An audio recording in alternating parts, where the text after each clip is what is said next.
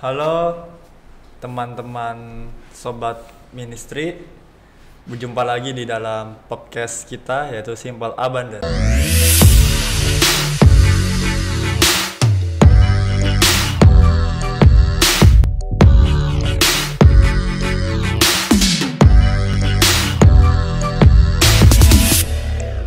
Di podcast kali ini bintang tamunya ini seorang mahasiswi dari Universitas Sanata Dharma. Mungkin teman-teman belum ada yang tahu dan saudari Ata bisa memperkenalkan diri ke teman-teman semua. Nama panjang atau nama panggilan? Nama panggilan aja. Nama panjang buat apa? Oh ya, nama aku Ata. Aku dari Prodi Pendidikan Keagamaan Katolik angkatan 2020 Universitas Sanata Dharma. Oh, berarti saudari Ata angkatan 2020? Iya. Ya beda 2 tahun lah sama saya. Itu di pendidikan agama Katolik itu ngapain aja di sana? Ya belajar kuliah tuh ya tentang itulah ilmu-ilmu keagamaan Katolik gitu. Oh, itu terjun di sana itu keinginan atau gimana itu? Kalau ditanya kayak gitu tuh sebenarnya berat ya untuk dijawab. Soalnya sebenarnya nggak keinginan sendiri, itu tuh kayak ya kamu coba aja dulu, disuruh sama orang tua, sama keluarga, sama Pak De bule gitu. Oh, diminta untuk kuliah di sana. Iya. Tapi nyaman nggak di sana? Udah mulai nyaman sih. Mungkin semester 1-2 itu masih kayak mencoba-coba dulu. Coba-coba ya. Tapi ternyata kayak gini ternyata ya. Ternyata ada agama itu tidak terus-terusan monoton kayak agama terus, ternyata ada di luar pendidikan agama gitu yang kita pelajari. Itu kenapa nggak mau masuk teologi aja? Kan Aduh. ada Dharma tuh, kampus teologi tuh, para frater terbuka untuk awam malah. Nah, itu teologi berat, bisa dibilang berat. Soalnya aku udah dapet mata kuliah teologi dan ternyata teologi tuh lebih dalam lah ya. Aduh, nggak bisa lah. Kalau aku sendiri nggak bisa. Tapi kan enak di situ.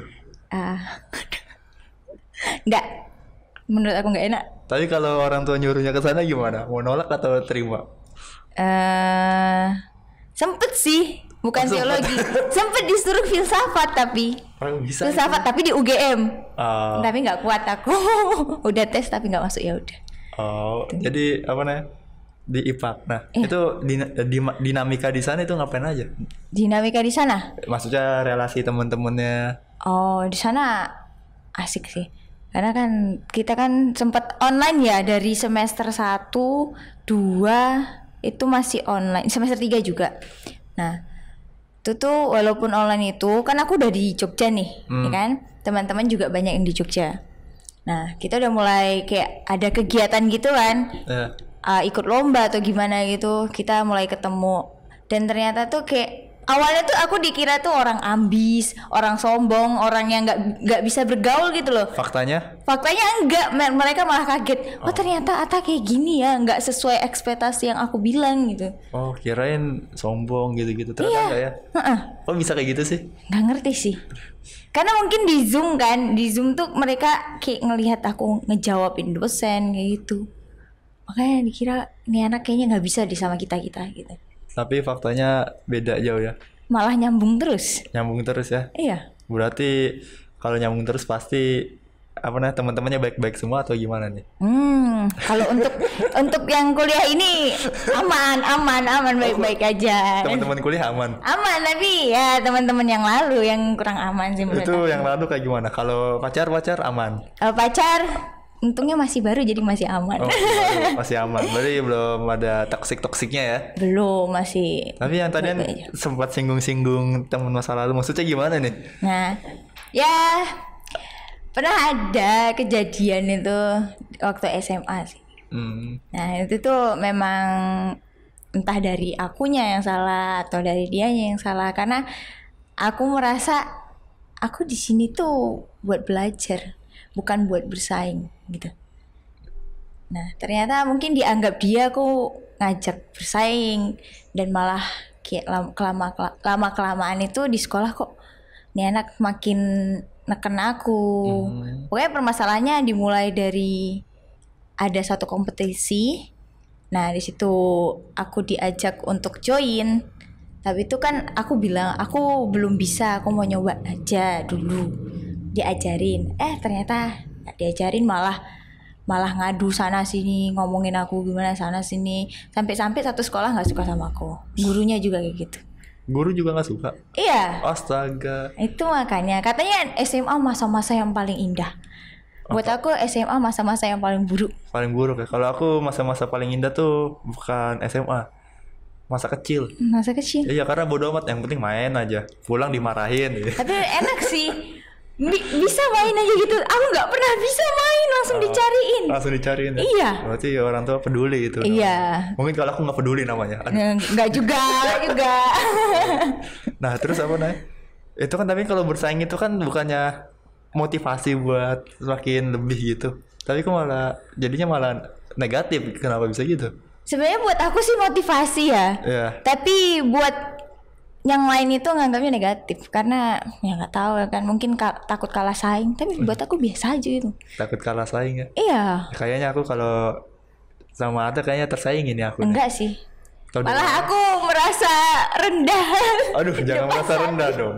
Ini kamu rendah hati sekali nih, seperti muridnya Yesus. Iya dong. Kan calon. Ya kan bentar lagi kan tugasnya mewartakan itu. Jadi suster berarti ya? Enggak sih. Katanya calon. Mewartakan kan? Kan tidak harus jadi suster. Tapi kalau dinovenain gimana? Terserah lah. Aku kalau memang dapat panggilan, kalau memang aku bisa jalanin ya udah terima. Kalau enggak ya udah jalani aja. Jalani aja berarti nanti selesai S1 jadi suster ya? Enggak sih. Loh, katanya jalani. Mudah-mudahan masuk S2. S2-nya di filsafat. Enggak tahu. Kayaknya iya. Di mana maunya? Pengennya sih di luar negeri, tapi nggak tahu. Luar negeri banyak Australia. Oh, Australia. Tetangga berarti. Iya, soalnya sempet ditawarin sama dulu donaturnya sekolahku. Katanya kalau misalnya IP mau bagus, bisa nanti bahasa Inggris belajar setelah lulus nggak apa-apa, nanti saya bantu cari beasiswa gitu. Australia bagian mana? Australia luas. Nah iya, di bagian mana kan aku bisa aja benua Australia. Kayaknya di apa sih Australia itu apa aja sih ya? Aku juga nggak tahu, makanya aku nanya kamu. Ya udahlah, itu aja lah dulu. Nanti aku tanya-tanya lagi ya. Berarti semoga kuliah S2-nya bisa di Australia. Amin. Habis S2 terus lamar jadi biarawati di kayaknya Australia. Kayaknya ada ketuaan sih. Enggak ada batas. Iya sih, tapi kan? Kenapa nggak mau gitu? Takut nggak kuat sih. Aduh, takut nggak kuat. Terus yang di keluarga itu hubungan baik-baik aja sama keluarga? Kalau di keluarga tuh ya nggak terlalu baik-baik aja sih. Tapi apa ya, waktu aku kecil tuh ya aku termasuk anak yang paling dikekang. Dan aku emang anak yang bandel ya, males banget gitu kalau dikekang-kekang gitu. Terus ya gitu, jadi kan satu keluarga itu kan ada bapak, mama. Iya, pasti ada keluarga. ada mama. Iya kan? Iya, terus aku punya 3 saudara kan. 3 saudara atau 3 adik atau 3 kakak? 1 kakak, 2 adik. Nah, tuh. Dan ada 1 nenek. Nah, di rumah itu. Nah, yang bikin aku nggak betah di rumah itu nenekku. Karena aku merasa kalau di rumah itu apa-apa kok aku gitu loh. Apa-apa kok aku. Kakakku ada loh, sama-sama cewek. Kenapa bersihin rumah? Kenapa harus aku yang dimarahin? Kalau aku nggak ngerjain dimarahin. Kalau aku udah ngerjain katanya belum dikerjain. Tapi kakakku cuma tidur kayak gitu, biasa aja gitu. Emang kamu anak berapa? Anak kedua. Anak kedua. Biasa sih, anak kedua tuh biasanya emang kayak gitu. Tapi aku kok enggak ya? Ya nggak tahu kalau itu. Mungkin rata-rata sih temanku juga bilang anak 2 itu paling beda gitu, paling dibedain gitu. Gitu aja. Tapi kalau di sini lebih enak atau gimana? Kalau di sini lebih enak sih, karena kan lebih bebas aja sih. Emang di sini tinggal sama siapa sih? Sama saudara sih. Saudara. Iya, tapi mereka nggak terlalu ngekang, karena kan mereka tahu anak kuliahan tuh gimana kan. Jam terbangnya kan tinggi kan. Jam terbang. Iya, maksudnya ya sering ada kegiatan ini itu gitu, jadi dimaklumin gitu. Tapi itu intinya semuanya support kamu atau iya, untuk sekarang aku disupport banget, dan paling kayak paling bisa diandelin gitu. Paling diandalinnya. Iya, apa-apa aku. Tapi ya memang capek sih digituin terus. Tapi mau gimana? Aku juga dibilang tuh cuma kamu satu-satunya orang yang bisa mempersatukan keluarga. Bijaksana Iya. sekali. Itu kata mamaku, kata papaku. Kayak gitu. Ini keluarga dari mana yang mempersatukan dari mana aja nih? Dari keluarga mama. Oh, Karena memang dulu tuh kita setiap kumpul keluarga itu kayak pisah-pisah sendiri. nggak, kamu selesai S1 nggak mau coba masuk diplomat itu yang hubungan internasional? Emang bisa nyambung? Kan katanya kan jadi ini kan penghubung antar keluarga, kan lumayan ilmunya kalau kamu ikut. Kenapa nggak ngambil teologi keluarga aja? Teologi kan semuanya dipelajari. Oh iya, nggak ada pemisahan gitu ya? Nggak ada teologi keluarga. Ada kan? Ada. Oh ya udah. Tapi lebih bagus lagi kamu ambil hubungan internasional.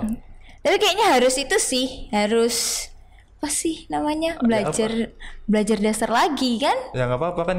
Tadi kan kata orang tua kamu kan sebagai penghubung antar keluarga, bisa jadi keluarga kamu yang di luar negeri. Ya enggak. kejauhan. Tapi kan lumayan gitu. Iya. Jadi apa nih? Kalau di keluarga seperti itu, dan untuk teman-teman kamu yang di kampus itu baik-baik aja semua. Baik-baik aja semua. Itu emang pacar dari mana sih pacar? Pacar aku. Pacar dari Medan sih. Hah? Medan. Medan. Marga. Marga Sibarani. Berarti nanti kamu beli marga ya? Nggak tahu. Nggak tahu. Kalau diaminin mau? Enggak sih, aku bilang dari awal aku nggak mau sih beli marga. Aku bilang kayak gitu. Oh, Nggak mau jadi orang fat. tapi support juga. Siapa? Dia. Ah, Iya. nggak ada toksik kayak gitu. Nggak ada sih. Yang toksik berarti cuma teman kamu. Temen. Ya. Pacar Temen. kan juga teman. Ya. Gimana jadi? Beda. Oke, berarti yang teman kamu itu hubungan kamu sekarang sama dia ngapain? Masih ada kontak-kontakan nggak? Untuk sekarang sih enggak sih. Sekarang sama-sama sibuk. Sama-sama sibuk. Ya terakhir itu kita kontakan itu waktu aku ulang tahun 2020 kali. Kalau nggak 2020, 2019. Udah lama banget ya? Udah lama banget. Oh, berarti sampai sekarang nggak ada niat kontak-kontakan lagi atau gimana? Aku juga males sih ngontak. Oh, pernah aku disuruh ngontak karena ada urusan lah untuk kepanitiaan gitu. Terus ya udah aku telepon langsung, tapi aku nggak ngechat gitu. Tapi aku telepon bilang ini ada yang nyariin kue kan pakai bahasa Jawa gitu kan. Ya udah, terus aku kasih ke HP-nya ke orang yang nyariin dia kan. Terus itu selesai udah. Nggak ngomong sama aku sih. Emang aku bilang ya udah ya aku matiin. Aku bilang kayak gitu. Berarti intinya itu dia toksik gitu.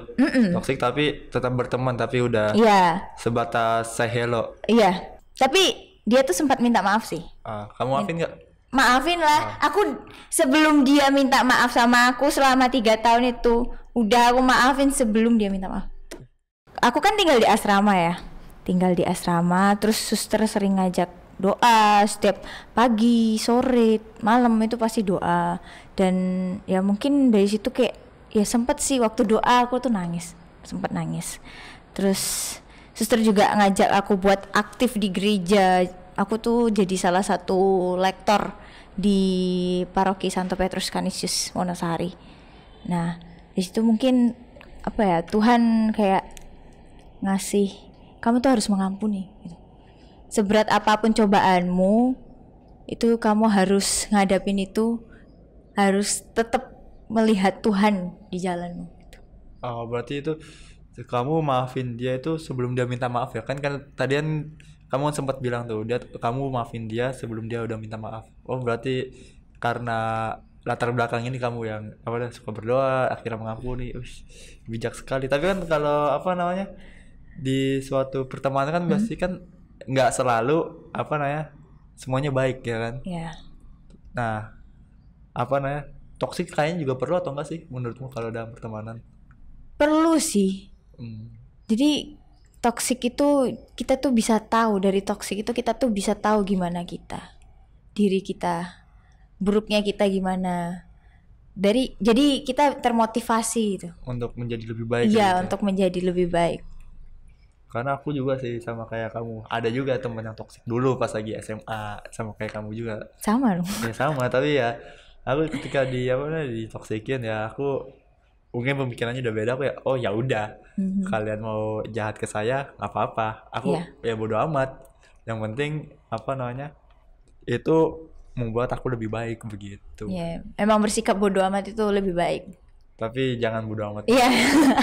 begitu. Itu. Berarti apa namanya intinya tuh kamu dalam relasi yang toksik itu teman tetap jadi teman bukan musuh, Tetap jadi teman. tetap jadi teman, tetapi apa namanya untuk mengatasi ketoksikannya itu ya kamu maafkan dengan tulus itu. Ya, dengan tulus. Dan Karena itu salah satu ajaran dari orang tua sih, dan ajaran orang tua atau dari Yesus juga diajarin. dua-duanya. Oh, dua-duanya berarti.